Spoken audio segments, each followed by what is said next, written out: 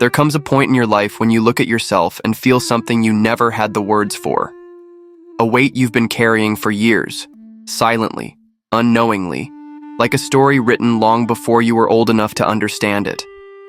Not a story you began, yet somehow a story you were forced to continue. And hidden behind everything you've accomplished, everything you've struggled with, everything you've avoided, lives a quiet truth you rarely dare to say out loud. The version of you that exists today, your strengths, your doubts, your fears, your emotional reflexes, is deeply connected to the man whose presence or absence shaped your earliest memories. This isn't about blame. This isn't about turning your pain into accusations. It's about understanding the silent architecture inside you, the foundation built by a father who was navigating his own storms long before you were born. Because when the noise fades and you're alone with your thoughts, there are questions that echo inside you. Why does life feel heavier for me than it seems for others? Why do simple decisions drain me? Why do I keep fighting battles no one can see?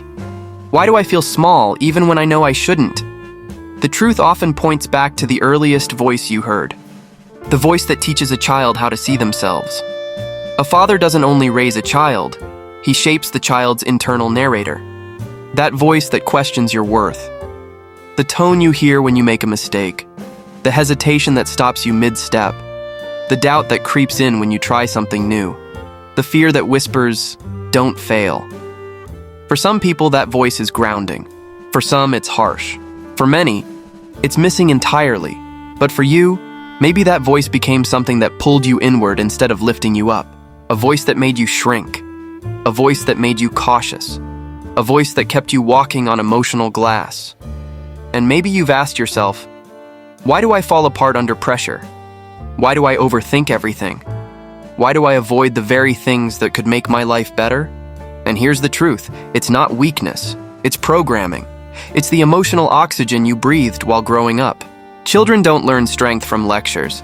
They absorb it from watching how their parents move through life. If your father handled emotions through silence, you learned silence. If he handled fear with anger, you learned tension. If he chased perfection, you learned self-criticism. If he was absent, you learned that your value was negotiable. If he avoided confrontation, you learned to hide. If he pretended nothing was wrong, you learned to bury your feelings. If he lived smaller than his potential, you learned to dim your own light. None of this makes him a villain.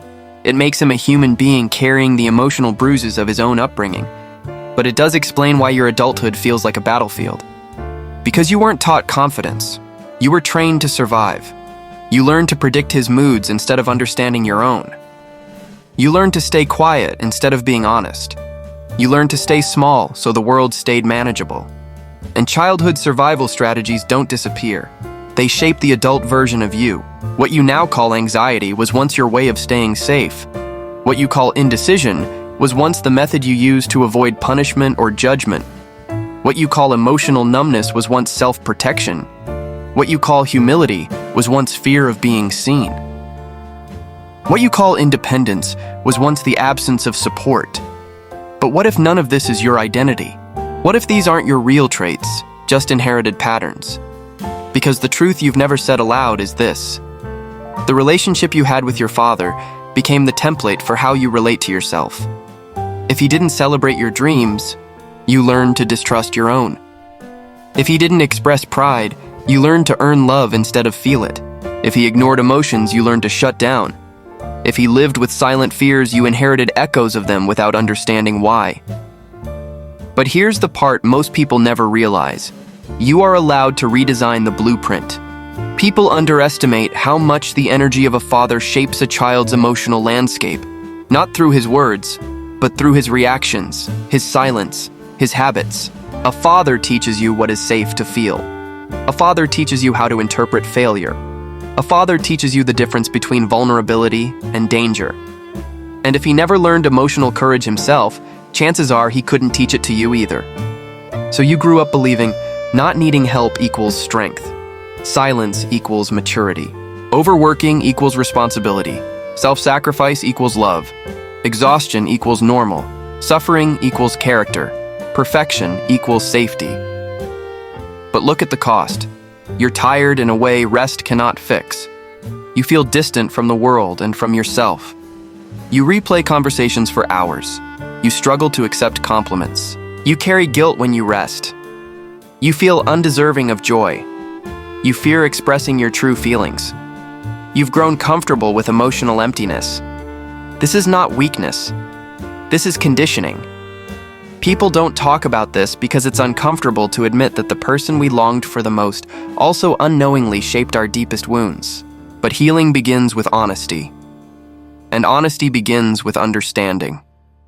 Your habits, your reflexes, your reactions, they were taught to you through repetition, not choice.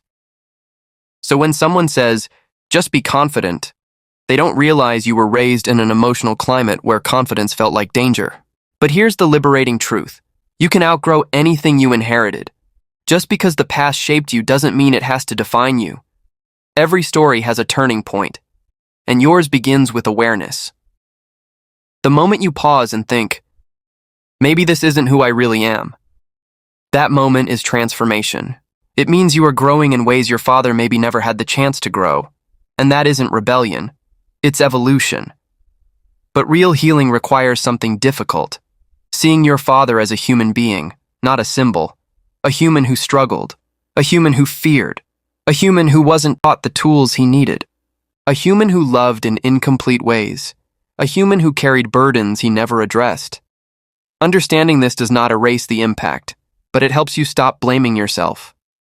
Awareness is the beginning of freedom, because once you recognize where your patterns come from, you gain the power to break them. You start noticing the moments when you respond automatically, moments where your first reaction belongs to your past, not your present. You begin to realize your inner critic isn't your true voice. It's an echo. Growing up isn't about age. It's about separating who you are from who you learned to be. The emotional rules you inherited were meant to keep you safe, not fulfilled. Rules like, don't speak too loudly, don't feel too deeply, don't show weakness, don't ask for help, don't disappoint anyone, don't reveal your desires. But those rules cost you your authenticity. They taught you how to endure, not how to live. And there comes a moment when endurance reaches its limit, when you realize you're maintaining a life that doesn't feel like yours. So ask yourself gently, who would you become if you stopped trying to fit the expectations of the man who raised you or the man who didn't? Who would you be if you no longer feared his disappointment? Who would you be if his silence didn't shape your self-worth? This is where real freedom begins. Because your life is not a continuation of his emotional limitations. You are allowed to grow beyond the boundaries he never crossed. You are allowed to heal wounds he pretended didn't exist. You are allowed to break cycles he didn't know how to escape. You are allowed to become a version of yourself he never imagined. And none of that dishonors him. It expands the story he couldn't finish. Transformation isn't dramatic.